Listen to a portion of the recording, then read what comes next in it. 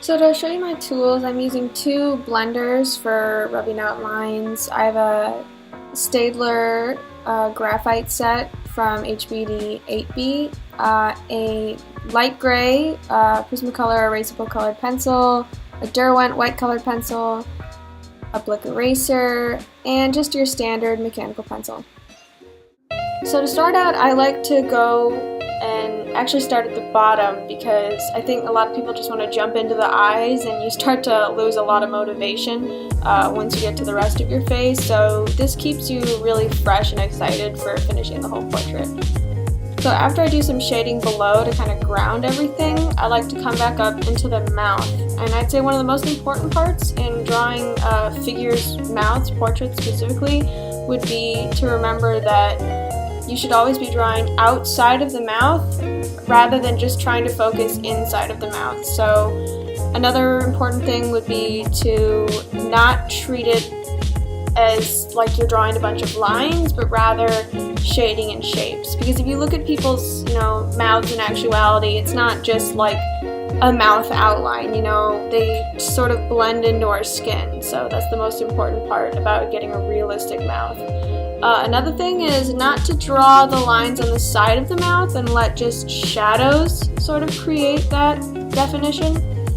The most important thing too is that when shading the mouth, the darker part will always be the upper lip, and then you'll always have a really dark defined shadow right below the lips. And so moving on to the nose, not much to say here besides don't be thinking that you should be drawing the outside of your nose so heavily because it'll come naturally, like I said, when you bring shadows out on the side. Now since noses are ball shaped, it won't actually start looking like a nose till the end, so don't worry if you feel like you have this big pointy non-nose looking thing. Our brain will actually fill in the details for what we know will be a nose.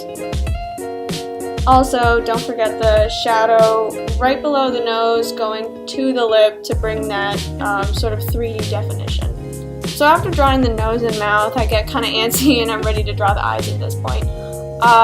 What I'm doing here, which I shouldn't be doing, but always be drawing both eyes at the same time because it'll give you a little more balance and you'll be able to actually make them equal, and it'll avoid the whole problem that a lot of people have where one eye looks really good and the other one just looks terrible. As for eyebrows, it's a lot about the shape. In my specific reference, I didn't have a very large arc in the eyebrow, so that's why it looks fairly flat here. Another really important part about drawing eyes, I would say, is the direction at which your eye is looking. So I have my reference looking away. She's not looking towards the camera, which is why we have a light on the lower right end of her pupil. And then her pupil is a little centered, but not as much. And she has a large shadow right below, on top of her eyelid.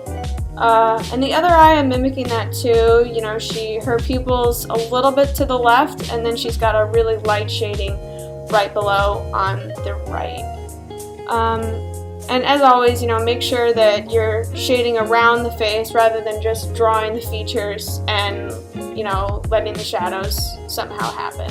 The most important part about portraits is remembering that you're not drawing a person, you're creating like a person. It's all about, I don't want to say negative space, but it's all about what you have that's not right in front of you. Let your brain fill in details, and you care more about the entire piece rather than small features.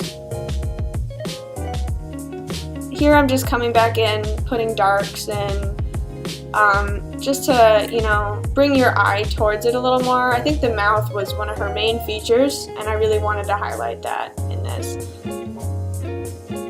And so right now, we're going to start drawing the hair. Well, I'm going to take a sip of coffee, and then we're going to start drawing the hair. So hair is kind of a weird thing where there's no real set way to do it. You don't really learn, or at least I didn't learn in school, a set way of drawing hair.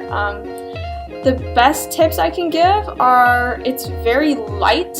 You know, don't overdo it, because if you overdo hair, that's the easiest way to take realism out of your portrait. And so here I'm just identifying where I see really dark shapes and shadows, drawing them in first, and then sort of incorporating them into the rest of the hair.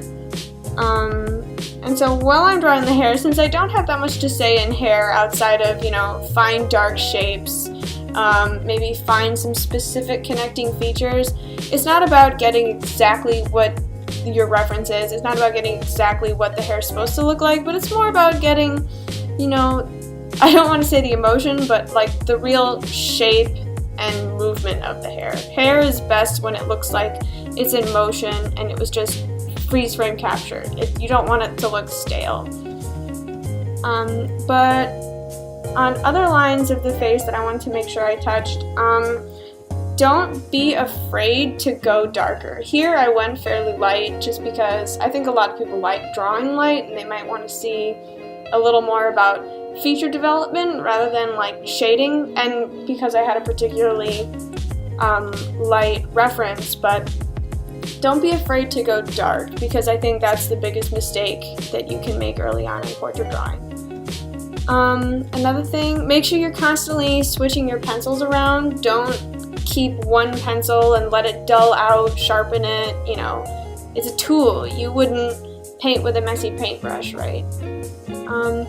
So here I'm coming in. As you can see, most of it's just very loosely defined. I didn't want it to be the main focus. Her eyes were just so beautiful, as well as her mouth, that I wanted to make sure that anything I did with the hair you wouldn't really want to look at it, you know. And as you can see, it's very light. There's a few shadows, but you're not drawn to it exactly.